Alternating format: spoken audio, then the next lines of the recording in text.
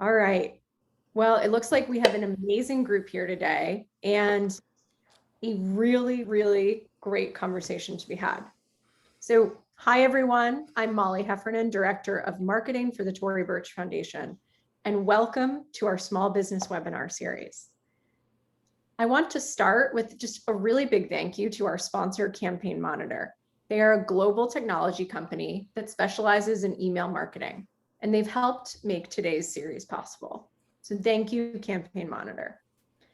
Now, today we are tackling a really hot topic, one that you all have asked about numerous times throughout the year, and that is networking. And today we have the very best with us. Welcome to Kelly Hoey. Kelly is one of, hands down, the most influential women in the startup and VC scene.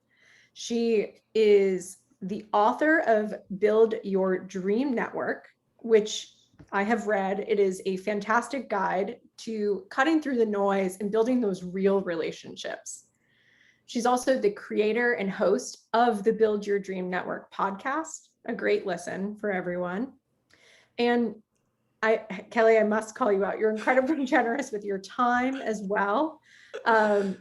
So for those of you who are fellows in our fellowship community, Kelly has hosted multiple workshops with lots of Post-it notes, great activities, and has really helped our community so much with networking over the years. So she's here to talk about networking for founders. And I think, Kelly, the thing that's so great about what you do is your modern take on networking, the focus on digital, social media, and just hands down how valuable that is in this hybrid situation that we're in.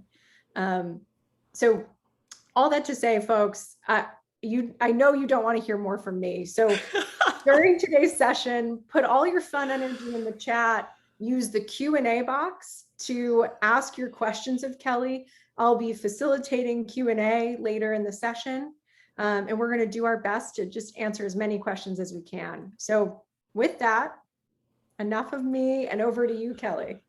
Perfect. And let me find this PowerPoint to guide us through all of this. There we go. All right, where's my slideshow? Play from the start. There it is, Master Technology. Thank you, Molly. Thank you, Tory Burch Foundation. Thank you, founders, for all being here, because I think that's actually the most important thing. It is, I want to say, great to see all that conversation in the chat. And why is this not? Let's get this. There we go. So Molly made the comment about what is, kind of the superpower of Kelly's networking, and it is seeing that we have a variety of tools that we can use.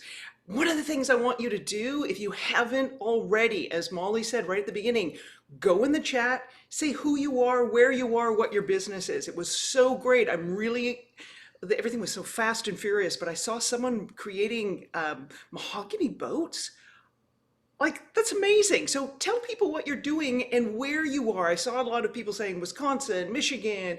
I loved it when I saw that people put where exactly they were, because there may be someone on this webinar today who is in the same location and may be able to help your business, or maybe someone that you can expand your network with. So we're going to talk a little bit more about getting really specific and all of that. So but before we do, let's talk about what we're going to accomplish in the 30 minutes or so that we have together before we get to your questions that you're going to be able to put in the Q&A. So use the chat for chatting, put your questions in the Q&A. Three things that I really want to dive into today. We're going to rebrand what networking is. Because it's kind of essential. We're going to talk about why goals are essential for your networking. And this is your business goals, your career goals. And I'm going to give you some networking quick fixes. We're also going to do a couple of polls. So part of this for me is you have chosen to be here for this hour with us in the Tory Burch Foundation, away from your business. So maybe we can put up that first poll. I just get everybody a chance to answer this poll. What's your primary business need? What is going on that you said, wow, they're doing this webinar, I should be there to learn something. Let's find out what your primary business needs are. And this is also a really helpful way to find out who else is sharing your concerns, sharing your challenges. Okay, new customers, brand awareness, talent, yeah, big issues. All right. Awesome. Awesome, awesome, awesome. Fabulous. All right, we also have another question for you because obviously doing something on networking, I want to know what your business networking challenge is. And that's going to help me give you, a little more specifics, a little more focus in terms of what's going on. And I'm going to say this, networking isn't easy and it's not rocket science. It's actually harder than rocket science. Why do I say this? And I know I saw someone who's got was it doing a PhD in neuroscience? I think I saw that in the chat earlier. I think networking is harder than rocket science. Why? Because you're having to deal with human beings. Enough said, the last 18 months is showing how squirrely and weird we can all be. All right, let's find out all right, finding time, great. Understanding how, wondering where to network, okay. Wondering what to say, reaching out to new networking contacts. Awesome. All right, well, this is really super helpful. So let's dive in. So why do I say that networking needs a rebrand? I think when we think about what networking is, we have a really limited, narrow kind of view. We think it is working the room. We think it is, oh my gosh, I got to go to a conference. Oh my gosh, I've got to go to a trade show. Oh, I have to go to a Chamber of Commerce mixer. I need to schmooze. I need to meet new people. I need to have a elevator pitch and I've got to get my card. And like, we put ourselves in that mindset. And I want you to do a moonwalk back from that idea of that is what networking is. I think of networking as every single human interaction. And the reason I say that is I started my career way back in the day, 1991, fresh out of law school, practicing law in Toronto. I know I saw some Toronto folks who were on the webinar today, so shout out to Toronto. I started my career as an attorney and realized very, very quickly, like almost the day I started, that there was three things I really needed to do, but two primary things I needed to do, and they were in direct conflict because they both demanded my time. And one was doing the work. The other was building relationships with the clients. And the building relationships with the clients, if I had only ever imagined that networking was working the room, going to a Blue Jays game, going to Toronto Maple Leafs game, seeing many steak dinners or martini lunches, I wouldn't be doing the work. If I just did the work and stayed behind my desk, well, I wasn't going to succeed either. So how could I reconcile these two things? And that's when I sat back and thought to myself, what are my other tools? What are the other ways I can build relationships? So this is why I say networking is every single human interaction. So I want you to think about right now, and you can start writing this down. What are the tools you have right now to build relationships? What are the tools you have to build relationships? You have your email. You have your email signature line. You have your company website. You have that invoice that you send out. Maybe there's a voicemail message. Maybe there's a recording that your customers get when they call your business to leave a message. Maybe you have someone who works for you who answers your phone. What's the script? How are they treating people? That's all part of your networking toolkit. Newsletters. I'm giving you time to write some notes here. Your LinkedIn profile, your company website, that memo you send out. All of these, remembering someone's birthday. remembering an anniversary, how you send a bill to someone. Like all of this is part of your networking arsenal.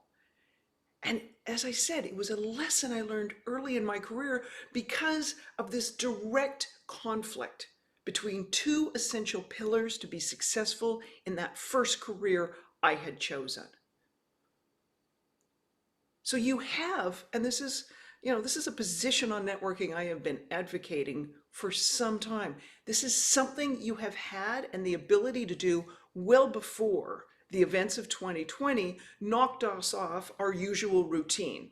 So I want you to feel empowered and confident right now that you have more ways to connect and engage and meet people than simply the old normal of schmoozing at cocktail parties, conferences, trade shows, etc., etc. Okay? So think about that.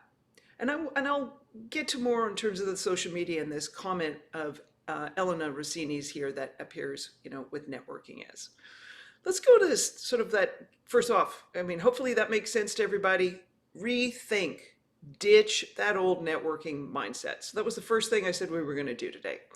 Here, the second thing, let's talk about why your goals are a smarter place to start your networking. And I will come back to Jen's quote, which is a really important one, okay? So most of the time when people think about networking, they think about the activity. Let's go back to that old networking mindset. The first thing you think when you have to go and do more networking to get more clients, to get new clients, you think, all right, let me get out there and network. And you think, if I do this activity, I'll go and, schmooze at this Chamber of Commerce, or I will go to whatever. Maybe I'll meet some people who would be helpful and they'll help me get more customers. This is where I'm like, want to do the timeout, ladies, like big, big, big, big time out. This is where I want you to get really focused and specific and particular and start thinking about what your goals are and breaking down your goals. I've got a link to a worksheet that and a handout for you to download later that my great friends here at the Toria Burch Foundation, they'll put a link in the chat for all of you. But while we're, you don't need the worksheet to do this. What I want everyone to do right now, I want you to write on a piece of paper what your goal is. And if your goal, your big goal, like it's something that could move your business forward right now, if you said getting more customers, I want you to be a little more specific. And part of the reason I want you to be specific is, and let me do a little digression here. Your brain, let me do this, your brain, yeah, it's a thinking machine. It's rationalizing. But one of the things it rationalizes and thinks about is how it can save energy. It likes routines. It likes sticking within a comfort zone because it's familiar patterns. And that requires the brain then to exert less energy because it's managing not just its own energy of what it needs, it's managing the energy for your entire body. So it's thinking about, if you're a mom and have a business owner, it's thinking, well, yeah, I got the energy I need to reserve and allocate for the business, but I got to have energy to, look after the kids and get the house in order. And it's managing energy. So if it can find an easier way to conserve energy, it will do that. So a lot of the time when we are networking and we are thinking about what to do and how to make an ask and what our goals are, we resort to the easy way. I'll just ask everybody something really basic. Hey, can you help me find some new customers? What you need to realize is when you're making that networking ask, you're reaching out to somebody else whose brain is also saying, I need to conserve energy. And the way you help me, if I'm the subject of your networking as. The way you help my brain conserve networking energy or conserve energy generally and be in a position to help you is to be specific. And that gets back to that quote that was on the prior slide with Jennifer Johnson that said, you need to think of what people are capable of. So what I want you to do right now is think about that big goal and that big priority that you had that set when you finished that poll question on what's your business need right now. Write that on the top of a piece of paper and then start breaking that down in terms of stuff that is hyper specific. So maybe you say, I need to get more customers. Well, what type of customers? Well, I'm looking to sell to more women. Well, what type of women? Well, you know what, Kelly, they're women between the age of 25 and 45. And I'm like, get more specific. Is it a woman who lives in your neighborhood? Is it a woman who loves yoga? Is it like, say it's a company. I want to sell my products into more retail locations. Is that Whole Foods or is that Nordstrom's? There's a big difference there. Don't be afraid of specific. And your main goal and one reason we want to be specific is, again, that helps your network help you. Let me give an example because you may have another example on this. You may have been the recipient of these types of emails over the past year and a half. Hey, can you help me find a job? What are you looking for? When someone hits you with that kind of tsunami of that vague ask, it is really hard to pinpoint and help them because now you have to start asking a bunch of questions. And the thought of asking a bunch of questions, well, are you looking for this type of a job like you had before? Are you looking for hourly or looking for freelance? Are you looking for a frontline worker job or do you want to work from home? Do you want to work from home during the time of the pandemic? Or are you looking for something that's permanent? Like, that's a whole lot of questions. And if I'm looking at someone's email thinking I have to ask all those questions, I may just hit delete because that's really exhausting. Versus someone coming to me saying, here's precisely what I'm looking for. You really help your network when you do that. So think about that big goal and down the left-hand column of that piece of paper, like start getting really hyper specific with your questions or your needs and what they are. And then this gets back to Jennifer Johnson's quote of knowing what people are capable of. This is where you think to yourself, all right, who can help me? And what's going on in their life right now? Because is this the right time to reach them? You may realize that, oh, I know, now that I've got a specific question, I know exactly who can answer it. Oh, right. But they're on vacation this week. But I need an answer. You know what? Who's my second choice?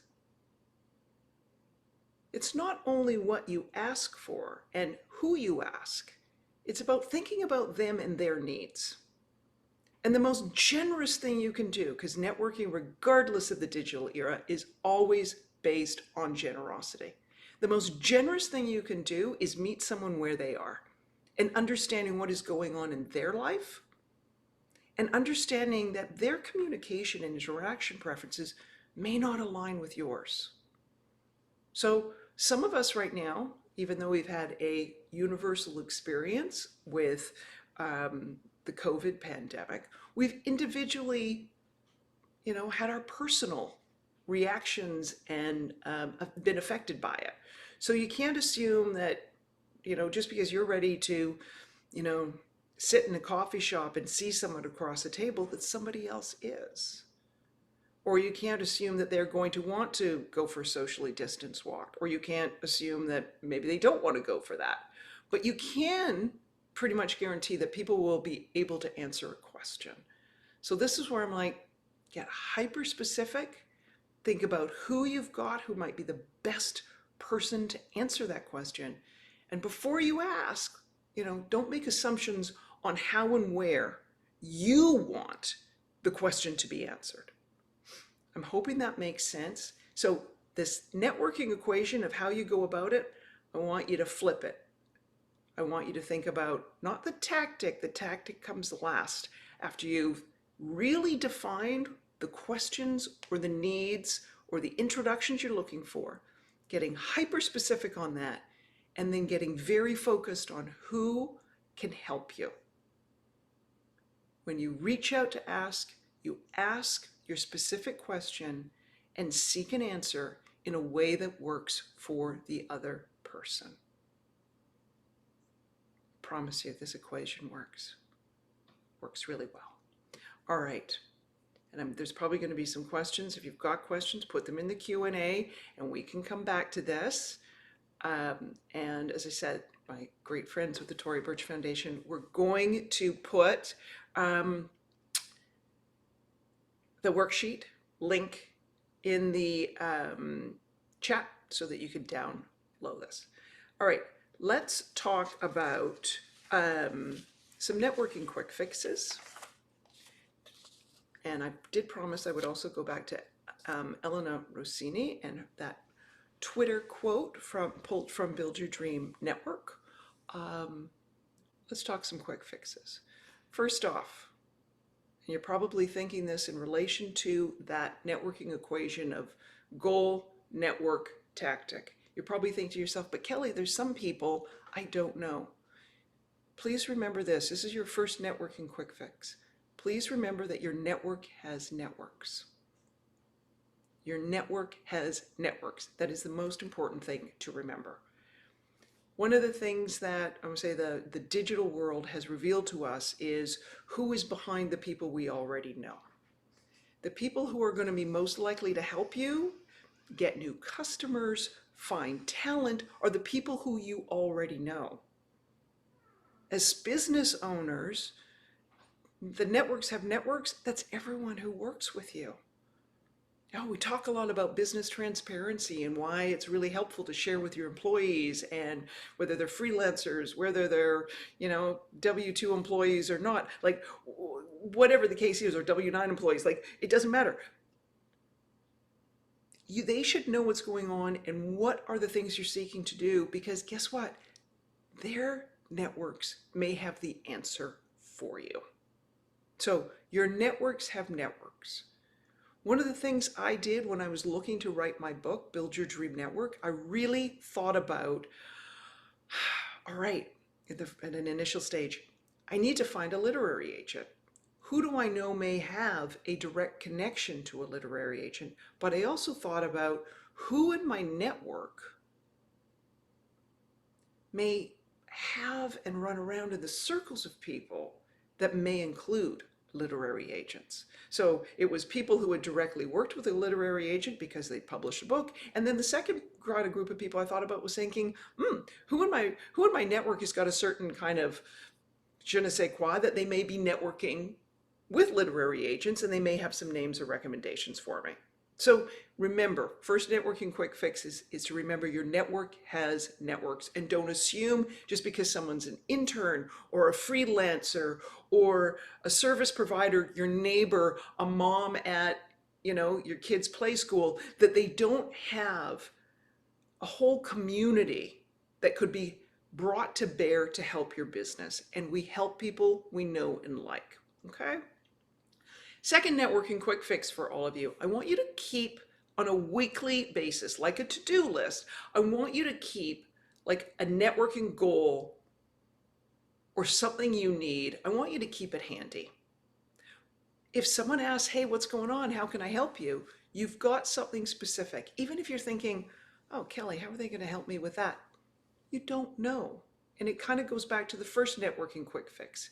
Your networks have network.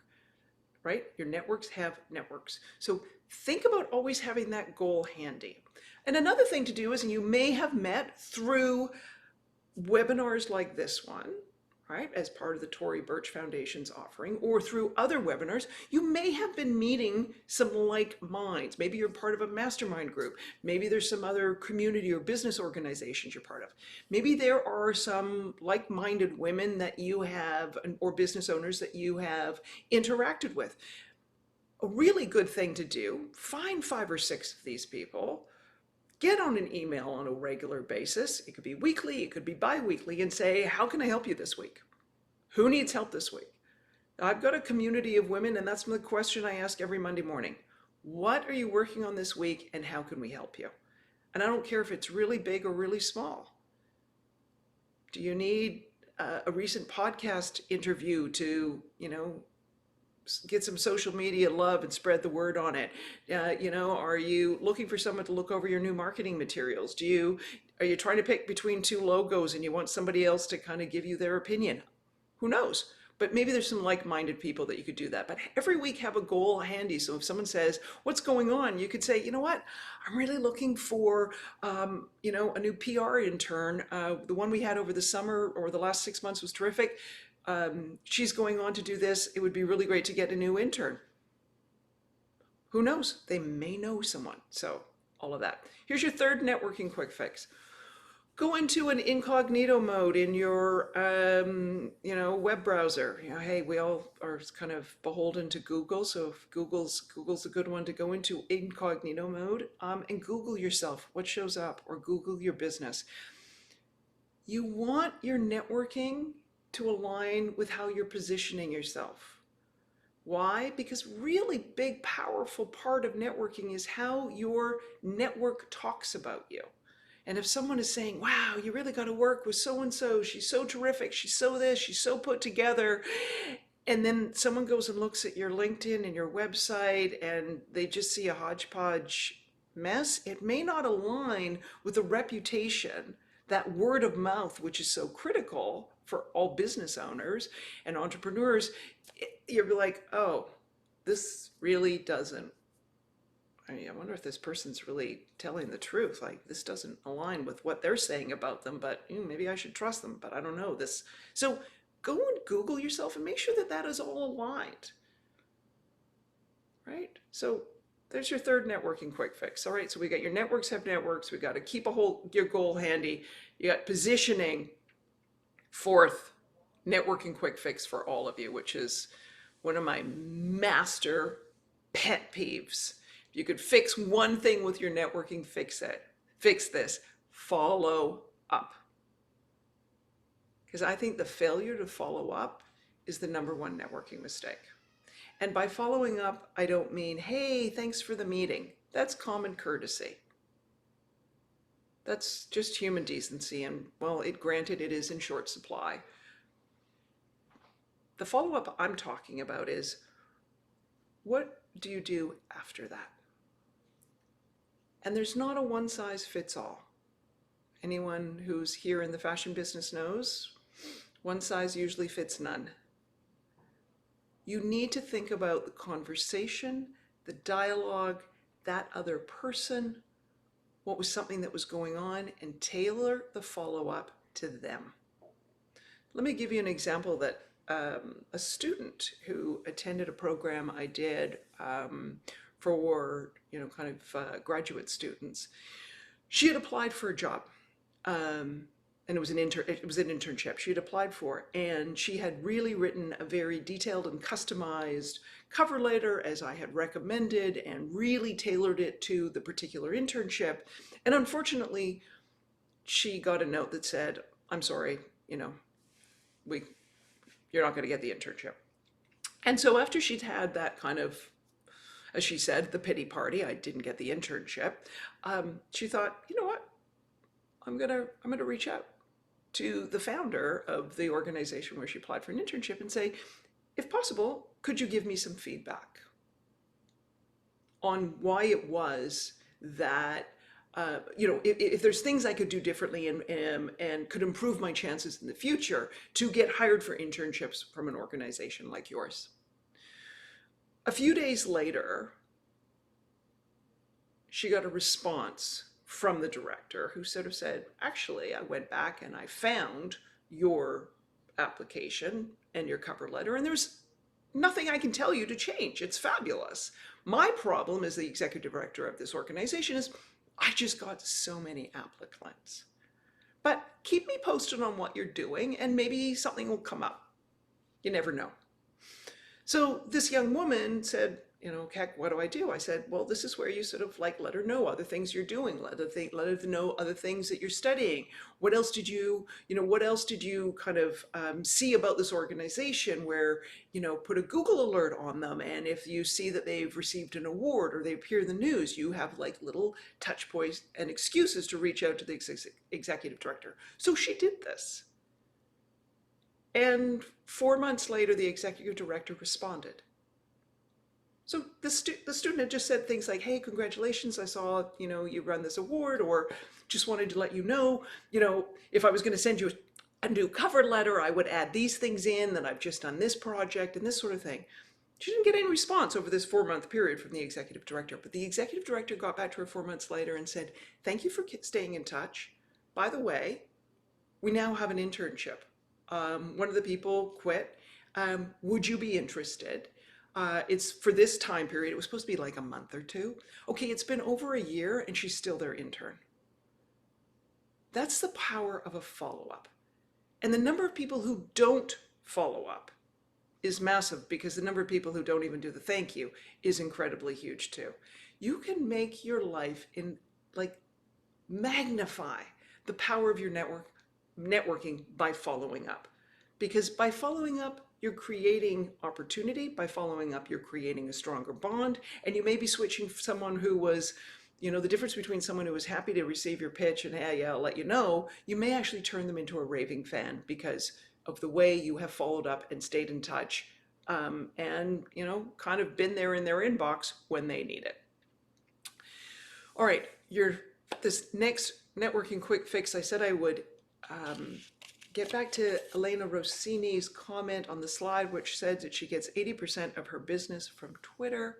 And that is a case study in my book. It is also on my podcast.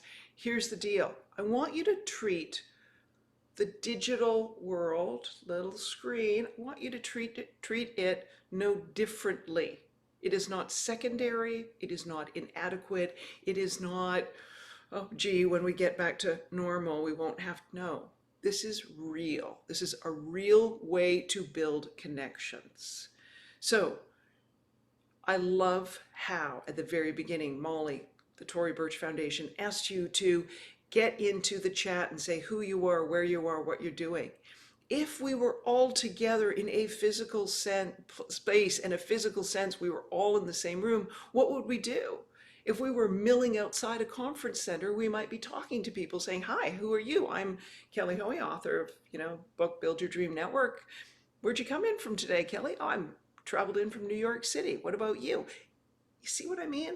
So treat the chat on Zoom like you were milling around. Like, I think of these digital spaces as physical spaces because behind these avatars, behind your name, is a real person, and I want to know who you are. So don't treat them like, oh, this is how we network virtually.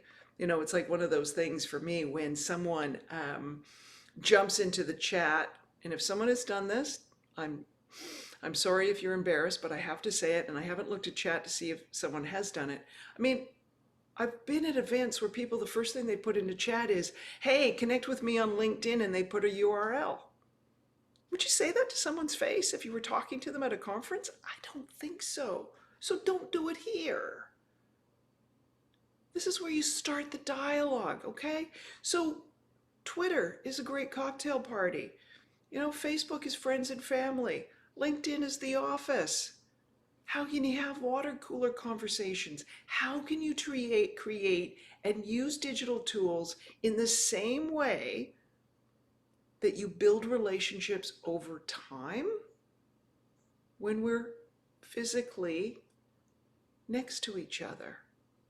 Think of digital as another tool in your toolkit, but not in a one-way marketing way, but as just another way we communicate and engage. I am really excited, I'm going to say, to get your questions, but I just want to also say this, and I'll get Molly to come off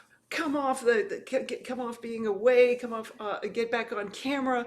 But one of the things for me with digital is, as I would say, as women, this has really expanded our networking, I want to say, horizon. into the networking rooms and the places that may have been closed to us before. And I know there's a lot of hideousness on the internet, so but let's stick with the positive. Let's stick with the good stuff. Let's just not think about trolls on Reddit and all that kind of stuff. This is using digital in that human engaged way and using it as a way to start conversations or further and maintain and manage and grow relationships. Use it by taking notice and watching what other people are doing and engaging and who's showing up at all the same stuff you're showing up online, and then maybe saying in a private message, I think we've got the same interest. Maybe we should go and have a private Zoom in a personal room if you want to one day. Like, use it that way powerfully.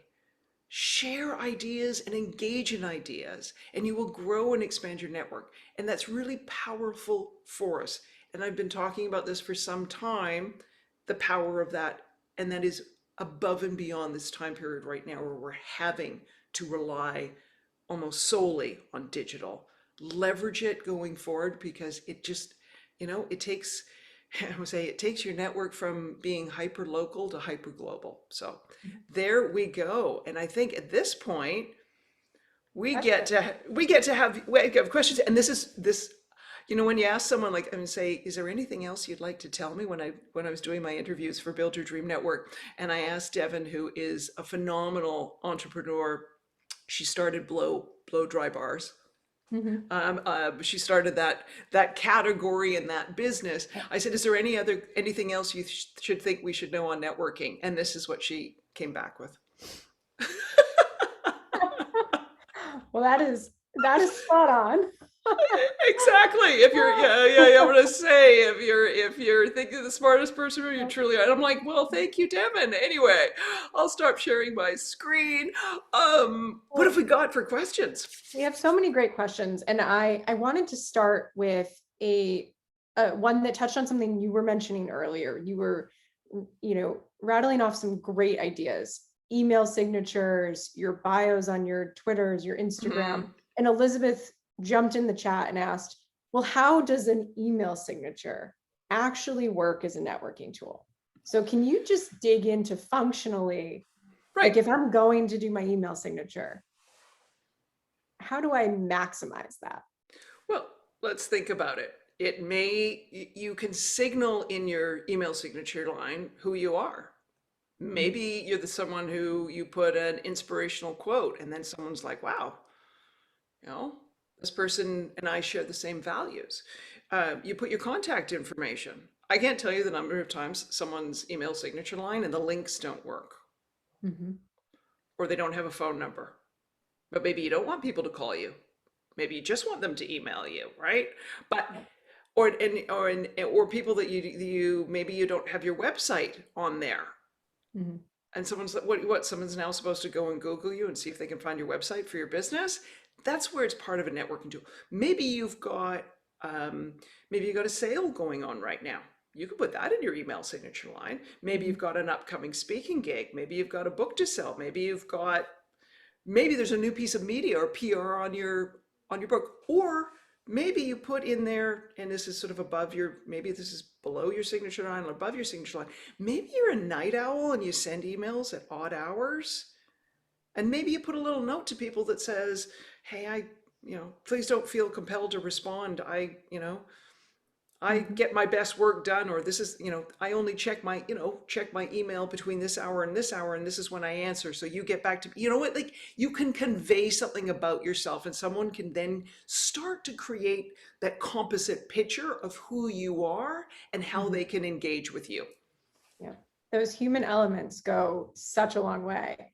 And I think it leads well into a question that Rebecca asked in the beginning. So her question is around finding valuable networks. And I think you answered this a bit in the goal setting, in knowing what your goal is before you invest in the networking.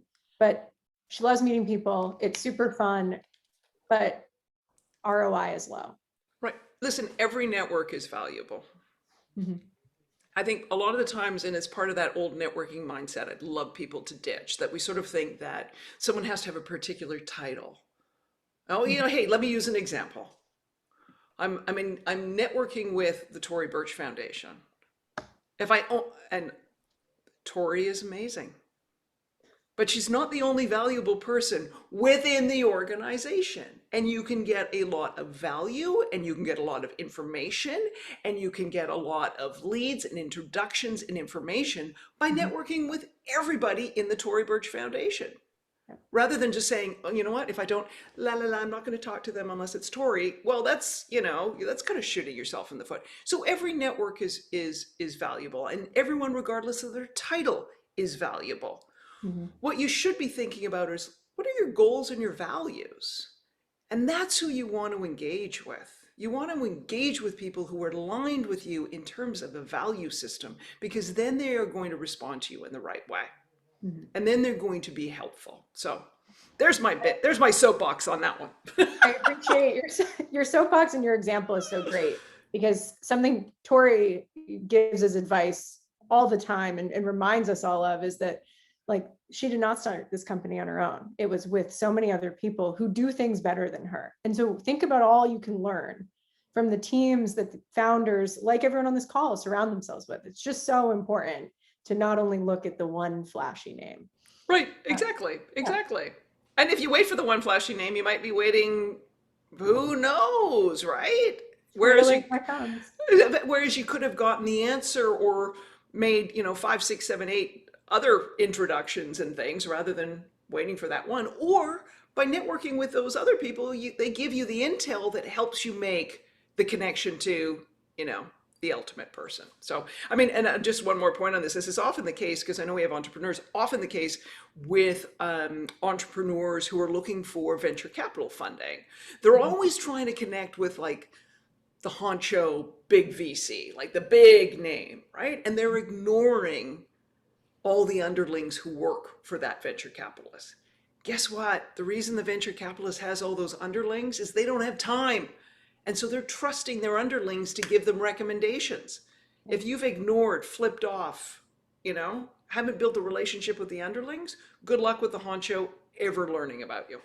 Yeah, There it absolutely. is. Some of those most influential people are sitting not in the seats we think they're in. Exactly. Yeah. Exactly. Um, so Avery has asked a question that I think maybe more than half of folks on here are wondering, and is probably one, Kelly, I bet you get a lot. So Avery says, I'm an introverted personality. What have you found to be the most effective habits to develop, or conversation approaches to expand and give confidence to my networking? Well, first, Avery, go back to the beginning where we started this webinar. Ditch the old notion of what networking is. Mm. Okay. When I was writing my book, I picked people who I thought were phenomenal. Like, they were phenomenal at building networks. Let's separate building a network from, like, schmoozing and being a great socializer. Like, some people have got the gift of the gab and can, talk to anybody. They're the person you want. Hey, when we can all have big dinner parties again, it's the person you want to invite, because you can stick them between the two awkward uncles, and the conversation's not going to stall at that end of the table.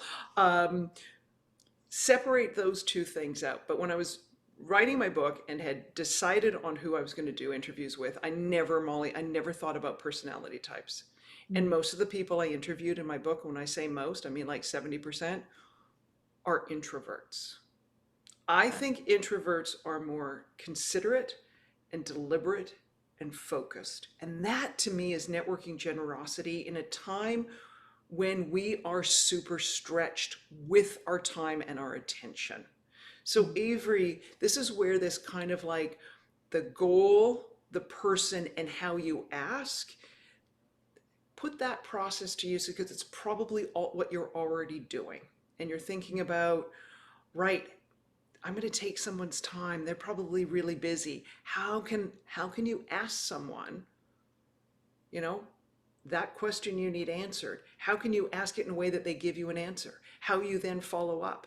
This is also remembering that part of your ability to build networks is being that great colleague if you're still, working in a job. How do you mentor? Right? How are you a good mentee? How do you manage and lead people? How do you give feedback? All of that stuff builds those networks. And then when you're thinking about, all right, I've turned my network upside down 6 ways to Sunday, but I need to meet some new people. This is again where you really think about, all right, where have I got to spend my time to get the results? I think when you understand why you're undertaking an activity, even when it's an uncomfortable one, Mhm. you can kind of, put a little salve on those fears because you know why you're doing this, as opposed to we can all probably cast our minds back to some point in our past when we walked into a networking event and we thought to ourselves, oh my, why am I here? Okay. Right. Ground things in your goals, ground things in your values. When someone, Avery, says to you, you should do this, hey, Avery, you should join. Hey, you should attend this. That's a great opportunity to start a conversation where you could say to them, tell me more. You seem really enthusiastic about this Chamber of Commerce. You seem very enthusiastic about this event. You seem very enthusiastic about this group. Tell me more. How Mhm. have you found it valuable? Who have you met? When did you get business from them? How much time between when you joined and getting business? Use those as a time to ask more. But Mhm. ditch the idea that introverts don't make great network builders. You are brilliant at it. Incredible. Well, I first want to call out that Gina here and many others in the chat are saying they're having the aha moments. I certainly am too. um, and so Erica in the Q&As asked what I think is a nice follow-up to the idea of knowing which questions to ask. So Erica works in a really niche industry, indoor farming, hydroponics, and has found other folks and specific folks to ask questions of because the industry is small. But what is that tipping point? How do you know when you've maybe pushed your luck or you've asked too many questions? I think, you know what? If you can find the answer from another source, you know, like Googling it, Mhm. the, ask a better question. And if you're asking questions that you can find answers to by doing your own research, then you're pushing it. Mhm. If you're not following up and letting people know what you're doing with the information that they're giving you, then you're pushing it. Mhm. If you're not sharing resources or sharing ideas, if you're not reaching out to some of those people and just, like some of these people that you're worried about that you might be pushing it, I know it sounds creepy, but this is the good stalking on the internet. Set some Google alerts on them so Mhm. that you can let them know, that you see their successes or you're watching their social channels and amplifying their messaging. If you are giving back, it's never asking too much. It it can be too much once if you're not sort of, I would say, exhibiting that kind of generosity of being thankful and following up, being thankful, following up, and helping someone out. You could do that once with someone, and it is too much. And other people could ask questions, every week, Yep. and it's not too much because they're also doing these other things. Mhm.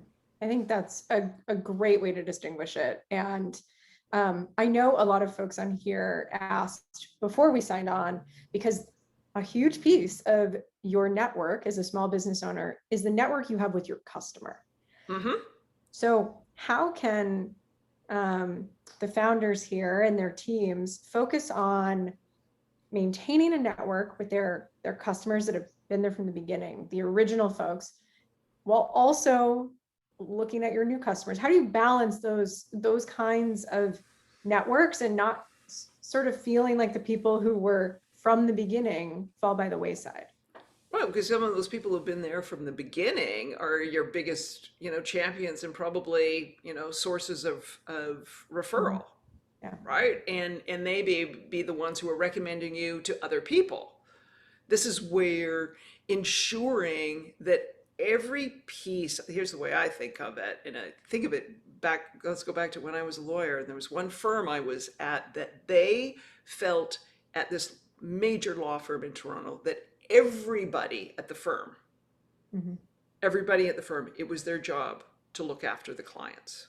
And when I say everyone, that started from the receptionist to the mail room to the folks in the copy center to every single secretary to, I don't care if you'd been hired at the firm for 2 minutes or 20 years.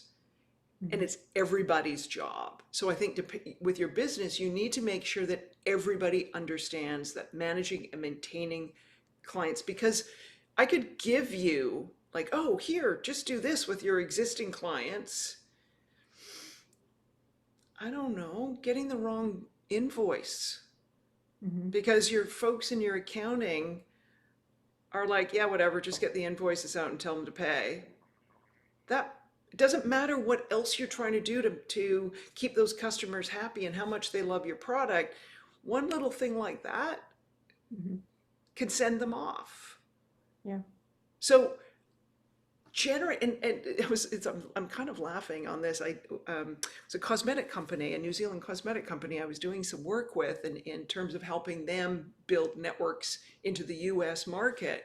And Mhm. one of the things, this sort of idea, how do you build new customers and not, alienate your old ones and all the rest of it. And I looked at things their team was doing. It's sort of a team of 11, 12 people, and they were all doing different things, and it was all confusing on who was, when you looked at all of their profiles online. And I finally said, can you just do some alignment here? And could you get your messaging out to your customers, new and old, in Mhm. alignment?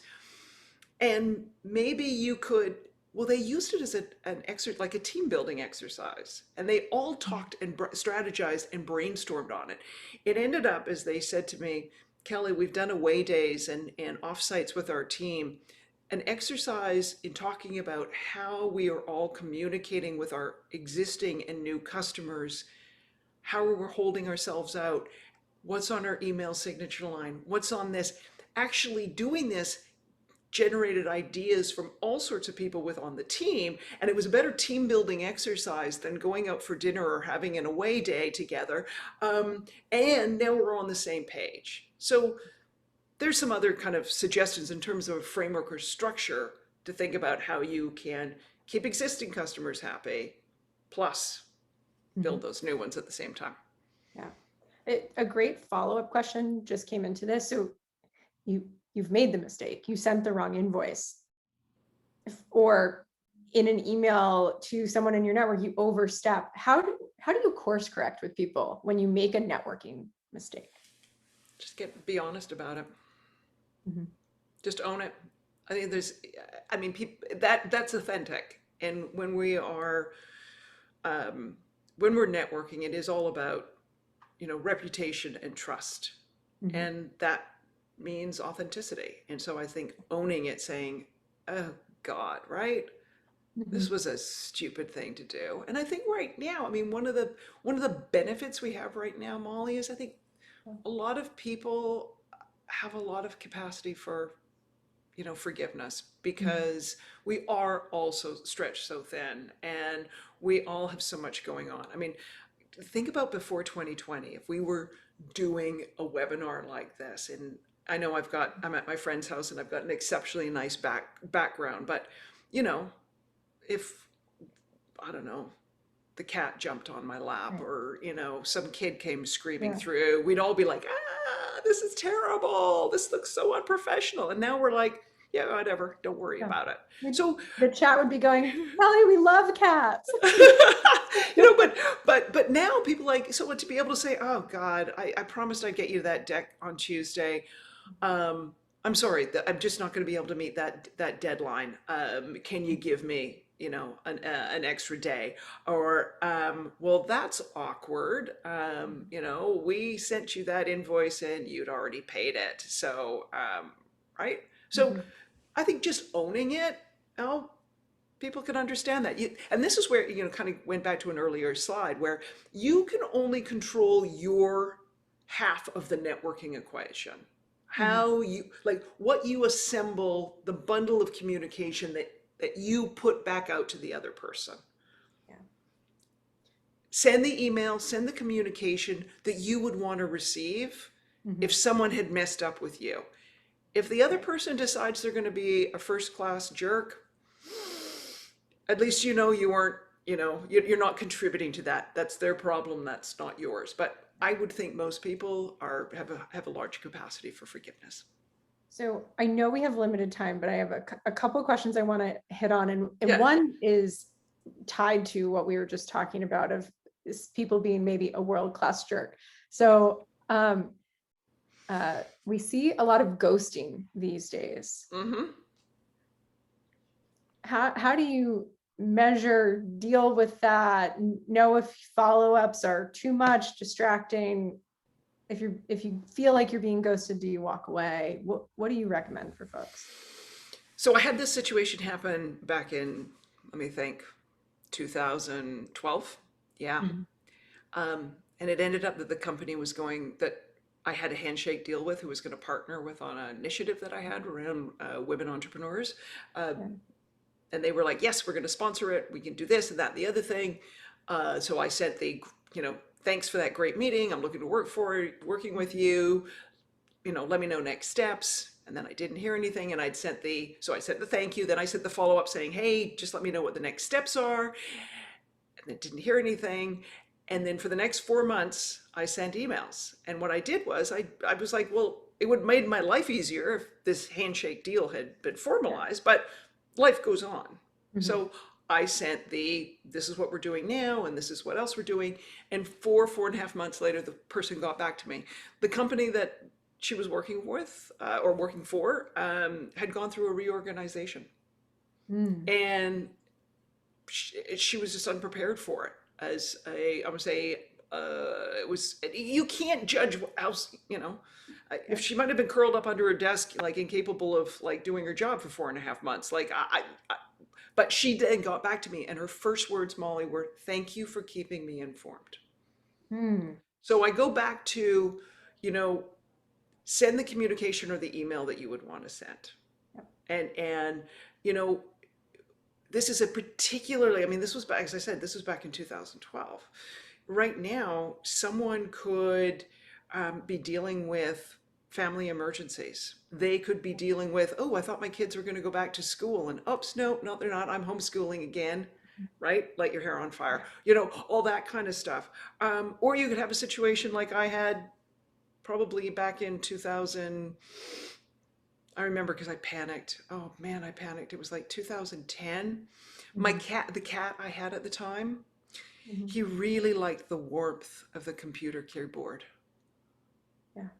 And he put his head on it and deleted all my emails. Ooh. All of them. I'm like buckled up. And after I had your reaction, I sat there and I thought to myself, if it's important, people will email me back. I have to stop freaking out about this. So, for some people, they could be dealing with family emergency. They could be you just don't know. So send a communication, and there is an element of some point you're like, okay, it would have been nice if I'd gotten that contract, or if I'd hired that employee, move on. Well, Kelly, I feel like we could go on all day, but I know, and everyone is so excited. This is a topic that I think all of us are eager to unpack more, but you were telling me before about a book you're working on. So I want to tell us a bit about that. Yeah, let's do two things right now with the time we've got. The people who are still here and participating, if your question wasn't answered, get it in the Q&A right now.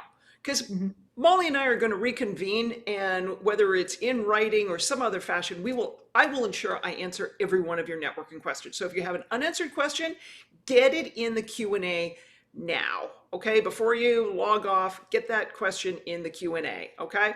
Don't get it hidden in the chat, jump over to the Q&A, okay? The second, get there now. I'm just giving you time. Here's the other piece on this. I am writing a new book, and I'm looking for some folks to help me with some of the research. So my good friends at the Tory Burch Foundation are going to put in a link to a multi-week multiple choice survey question. My new book exclusively focuses on the networks of successful women. Because guess what?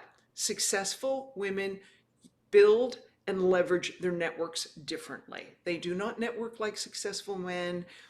I don't care how unsuccessful men network, it's really unnecessary, but there's a real formula.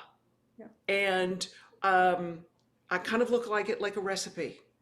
You know, you could go into the kitchen and throw some stuff in a bowl and hope you get a cake, or you could follow a recipe and have a better outcome.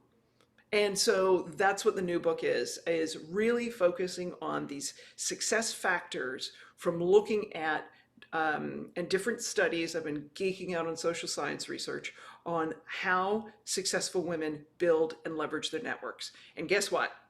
What you're doing here with the Tory Burch Foundation is part of all of that. So you and I will be having a conversation, Molly. Anyway, so if you want to participate, please do it. Yeah.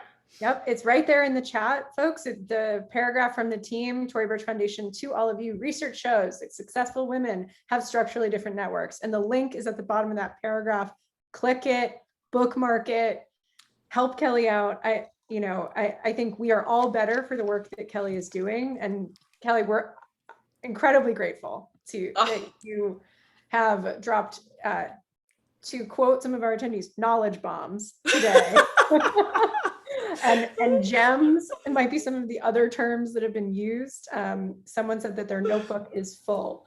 So that's awesome. Well, you can see I love my Tory Burch.